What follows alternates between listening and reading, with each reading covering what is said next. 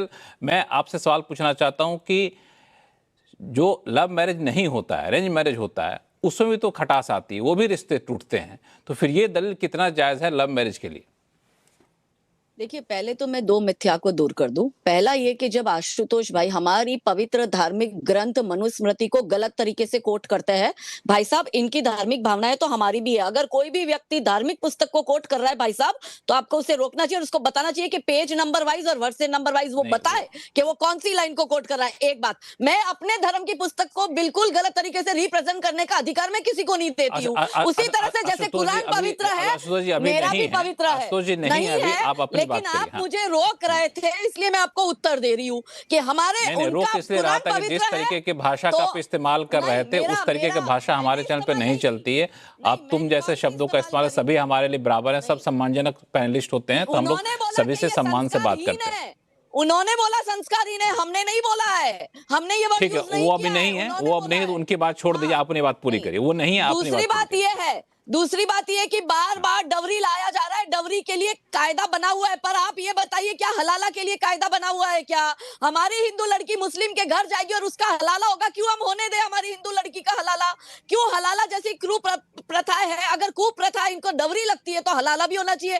तीसरी बात कि कहीं ये नहीं लिखा है इस कानून में, जो अभी ड्राफ्ट की तरह तैयार हुआ है, कि सिर्फ पेरेंट्स को इन्फॉर्म किया जाएगा। उसका इतना बड़ा बवाल मचाने की क्या जरूरत है? क्योंकि ये चाहते हैं कि छंगूर बाबा जैसे लोग जिनको बाहर से फंडिंग आ रहा है, वो अपना गजवाए हिंद का एजेंडा चलाए और लव जिहाद करते रहे, लैंड जिहाद करते रहे। चौथी बात, लड़के को अपने माता पिता की फोटो देने में और अपने माता पिता का एड्रेस प्रूफ और अपने माता पिता का फोन नंबर देने में क्या दिक्कत है?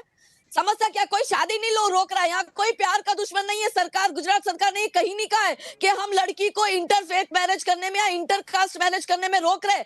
ऐसा एक भी लाइन नहीं है। गलत तरीके से रिप्रेजेंट किया जा रहा है और पूरी बात को गलत तरीके से लिया जा रहा है। तो गुजरात की नागरिक होने के नाते मेरा दायित्व है कि मैं सही बात बताऊं। तो मेरे ठीक है, अब आप अपनी बात पूरी कर लीजिए। ठीक है, आपकी बात पूरी हो गई, आपकी बात पूरी हो गई। हाँ, आपकी बात पूरी हो गई। आशुतोष जी शायद जुड़ चुके हैं हमारे साथ। आशुतोष जी को दिखाइए। दो सवाल उठकर सामने आए हैं कि जिस मनुस्मृति का जिक्र आपने किया, यहाँ पे काजल कहना है कि मनुस्मृति में ऐसा कहीं कहा नहीं गया। दूसरी चीज कि जब हिंदू धर्म में दहेज लेना अपराध है, तो ऐसा दहेज लेना अपराध मुस्लिम धर्म में क्यों नहीं किया गया है? इसकी व्यवस्था क्यों नहीं की गई है? और ये हम कैसे करने दें कि हमारी घर की बेटियां उनके घर में जाएं और धर्म परिवर्तन करके जाएं?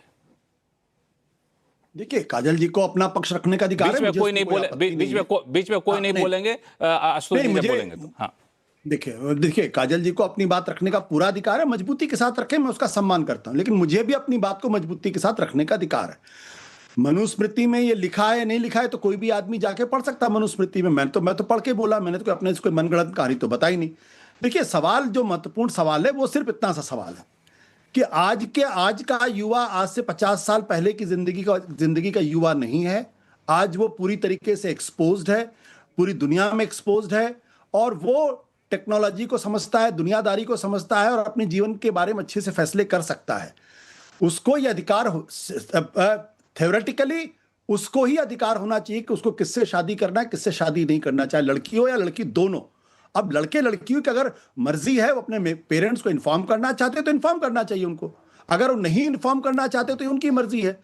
पेरेंट्स, हम जानते हैं कि हिंदू जो हमारा भारतीय समाज है, उस भारतीय समाज में हम माँ बाप की इज्जत करते हैं और उनको कॉन्फिडेंस में लेके फैसले करते हैं। लेकिन यह भी देखने में आया इस देश के अंदर कि आप मुसलमान तो छोड़ दीजिए, अपने ही जाति से अलग किसी दूसरी जाति के लड़के लड़की से जब हम प्रेम करते हैं, तो आप इसी समाज के अंदर उनको या तो जिंदा जला दिया जाता है या उनके ऊपर अपहरण के मुकदमे दर्ज कर दिए जाते हैं। लड़कों के साथ किस तरीके से व्यवहार किया जाता है, ये भी इसी समाज का एक हिस्सा है और ये भी हमें समझना चाहिए। लेकिन बुनियादी सवाल मुसलमान के समाज में क्या होता है, इससे हमें कोई लेना देना नहीं। हिंदू समाज में क्या होता है, ये हमारी चिंता का प्रश्न होना चाहिए। क्रिश्चियनिटी में क्या होता है, वो हमारा प्रश्न नहीं है। वो क्रिश्चियन समाज अपने हिसाब से सोचे, मुसलमान समाज अपने हिसाब से सोचे। लेकिन जब एक हिंदू होने के नाते हम बात करते हैं, तो हमें अपने समाज के बारे में टिप्पणी करने का, अगर उसमें कोई कुरीति तो उसमें टिप्पणी करने का अधिकार है। फिर मैं कहता हूं एक चीज कि लव जिहाद का कोई डेटा उपलब्ध नहीं है, ना कोई इंक्वायरी रिपोर्ट उपलब्ध है, और ना ही अभी तक किसी को कन्विक्ट किया गया है। यह सरकार खुद कहती है। ठीक। ठीक है, आपकी बातों पे काजल को जवाब देना चाहते हैं। काजल, फिर आपके पास आऊंगा, संगीता आगे से आपके पास आऊंगा। पहले काजल अपनी बात रखिए। हाँ भाई, लव जिहाद का डेटा बोले तो ताली बजा रहे थे। जी हाँ, मैं इसलिए ताली बजा रही थी क्योंकि ये ना बड़ी कन्वीनियंटली, जब मुसलमानों का जिहाद का शब्द आता है तब ये कन्वीनियंटली कहते हैं ऐसा कुछ नहीं है, ये सब बकवास है, सेक्युलर डे से। और वहीं फिर ये मुसलमान की तरफ से बोलना नहीं चाहते, वो उनका मैटर है। तो फिर हिंदू के मैटर में ये कौन होते हैं ये डिसाइड करने वाले हैं कि हिंदू की लड़की मुस्लिम के घर जाएगी? फिर ये क्यों होता है? कौन होते हैं ये डिसाइड करने वाले? फिर तो आप हिंदू वाली बात में रहो ना, कि हिंदू की लड़की हिंदू के घर में जाए। तो यहाँ पे इनकी बात में दोहराभास है। दूसरी बात ये, महाराष्ट्र की विधानसभा में 1 लाख लव जिहाद के केस टेबल पे रखे गए हैं और उस पर कानून बनाने की बात हो रही है। वो 1 to 1 सारे केस वहां के मंत्री ने रखी और उसने कहा है कि लव जिहाद का कानून आना चाहिए। वो पूरा केस वाइज दौरा है। आपके उस सवाल का जवाब, आशुतोष सर, आपके सवाल का जवाब, जो बार बार कह रहे थे कि सरकार को डेटा नहीं दे रही है, वो डेटा उन्होंने, काजल ने बताया कि महाराष्ट्र सरकार ने 1 लाख लव जिहाद के मामले के डेटा रखे। संक्षिप्त रखिएगा, बाकी 2 मेहमान जुड़े हुए हैं, मानवी और संगीत रागी के पास। अगर वो डेटा, अगर उन्होंने कोई डेटा रखा है तो पब्लिक को करना चाहिए। दूसरी बात, मैं तो खुद केंद्र सरकार के मंत्री के हवाले से बात कर रहा हूं। मैं कोई किसी कांग्रेस के नेता के हवाले से बात नहीं कर रहा हूं, मैं किसी विपक्ष की सरकार के हवाले से बात नहीं कर रहा हूं। जी किशन रेड्डी वो भारतीय जनता पार्टी के नेता हैं, आंध्र प्रदेश के बड़े नेता, तेलंगाना आंध्र प्रदेश के बड़े नेता माने जाते हैं। और वो जो क्या कहते हैं, minister of state for home affairs, उन्होंने on the floor of the house ये कहा है। तो अब या तो आप किशन रेड्डी जी की बात मान लीजिए या फिर आप गुजरात सरकार की बात मान लीजिए। मैं संगीत रागे जी कुछ ऐड करना चाहते हैं? हाँ, संगीत रागे जी, और फिर मानवी आपके पास आ रहा हूं मैं। संगीत रागे जी। देखिए, सबसे पहले तो मानवी को मैं बोल देना चाहता हूं कि मैं कोई प्रेम विवाह या प्रेम संबंध इसके खिलाफ नहीं हूं। जिसको करना है करे, और ये इस जो ड्राफ्ट है वो इसके खिलाफ नहीं है। इस चीज को ध्यान में रखना चाहिए। दूसरी बात, आशुतोष ने, बड़ी काजल जी ने ठीक कहा, एक्सपोज किया आशुतोष को। बड़ी आसानी से कह रहे हैं कि हम अपने बारे में, धर्म के बारे में सोचेंगे, उनके बारे में, मने हलाला वो वैश्यावृत्ति में कन्वर्ट कर जाए तो आपको कोई परेशानी नहीं है। हिंदू समाज के क्या आप ठेकेदार हैं क्या, जो हिंदू समाज के बारे में बोलते हैं? आप रोज हिंदू समाज के बारे में आप गालियां देते हैं, और उसके बाद आप हिंदू समाज के बारे में आपको चिंता सता रही है क्या? मैं सिर्फ इतना कहना चाहता हूं कि किसी ने इस ड्राफ्ट, देखिए, आशुतोष ने पूरे डिबेट को डिरेल करने की कोशिश की है। कहीं भी इस ड्राफ्ट में नहीं है कि पेरेंट्स का कंसेंट होना चाहिए। ये काजल जी बार बार कह रही हैं और मैं भी कह रहा हूं। दूसरी बात, स्पेशल मैरिज एक्ट के अंदर ये पहले से प्रावधान है कि 30 दिन का पब्लिक नोटिस होना चाहिए। जब पब्लिक नोटिस होना चाहिए तो पिता तक यदि नोटिस वो पहुंच जाता है और वो जानकारी यदि होती है तो उसमें कहीं कहां कंसेंट लिखा हुआ है। चौथी बात, कितने सब लड़कियां जो है ना वो कहती हैं कि हमारा अब्दुल तो बड़ा नेक है, लेकिन कितने लड़कियों के अंग पंग कटे हुए हैं और मारे गए हैं, उनके नाक मुंह तोड़ करके भेज दिए गए हैं। ये अब्दुल हमेशा बड़ा शांति प्रिय ही होता है। तो ये भी उदाहरण पूरा देश में है। या आपका आखिरी बात, अब जरा आशुतोष जी संक्षिप्त में जवाब दीजिए, फिर तानवी के पास जाऊंगा। नहीं, मैं इसलिए, क्योंकि उन्होंने चूंकि मेरा नाम लिया, इसलिए मैं उनको बताना चाहता हूं। हाँ, इसीलिए संक्षिप्त में। हाँ, प्रश्न सिर्फ इतना सा है, इस कानून में यह कहा गया है कि आप शादी करने के बाद आपको मैंडेटरी है बताना पेरेंट्स को, नहीं तो शादी का रजिस्ट्रेशन नहीं होगा। तो शादी अगर रजिस्टर नहीं होगी तो इन बच्चों को हमेशा प्रॉब्लम होगी आगे आने वाले समय में, क्योंकि उनका कागजात पूरा नहीं होगा, पेरेंट्स की कंसेंट।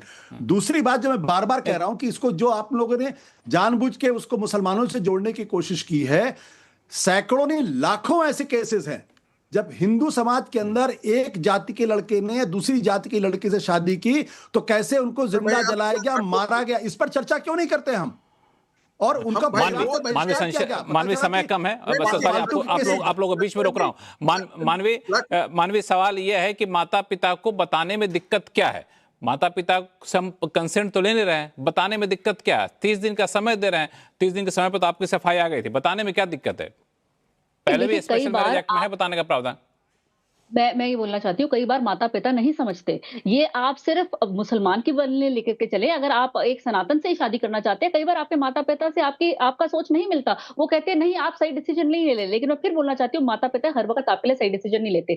दूसरी बात मैं बोलना चाहती हूँ, जो ये अभी बहुत बहस कर रहे थे इंटरकास्ट को लेकर के, अगर एक लड़की शादी करती है एक मुसलमान से, अगर वो शादी करती है क्रिश्चियन से, अगर वो शादी करती है कोई सिख से, तो उसको मालूम है कि उसको वहाँ के रीति-रिवाज को अडैप्ट करना पड़ेगा। अगर एक सनातनी, बहुत सारे डिफरेंट हमारे रिलीजन मतलब हमारे कास्ट होते हैं, सनातन में भी हर जैन होते हैं, बनिया होते हैं, ऐसे बहुत सारे होते हैं, तो उसको मालूम है अगर वो उधर से भी किसी और से शादी करेगी ना, तो उसको वहाँ के भी रीति-रिवाज, उसका कल्चर, उसका रिचुअल सारा अडैप्ट करना पड़ेगा। ज़रूरी नहीं है जैसे आप अपने यहाँ पे कल्चर कर रहे हैं, आपका वही सेम रिचुअल्स और कल्चर दूसरे घर में भी हो, तो आपको वहाँ पे जाकर के भी करना है। तो कहीं न कहीं मैं ये कहना चाहती हूँ, अगर मुसलमान से शादी कर रही है, तो उसका माइंडसेट है, वो मेंटली उसने सोच रखा है कि मुझे हर चीज वहां से अडैप्ट करनी है। तो हमारे पास सिर्फ 30 सेकंड है काजल आपके लिए। काजल 30 सेकंड, चूंकि आप बहुत ऐसे इशारा करने बोलेंगे, 30 सेकंड अपनी बात पूरी करें फिर रैप अप करूं।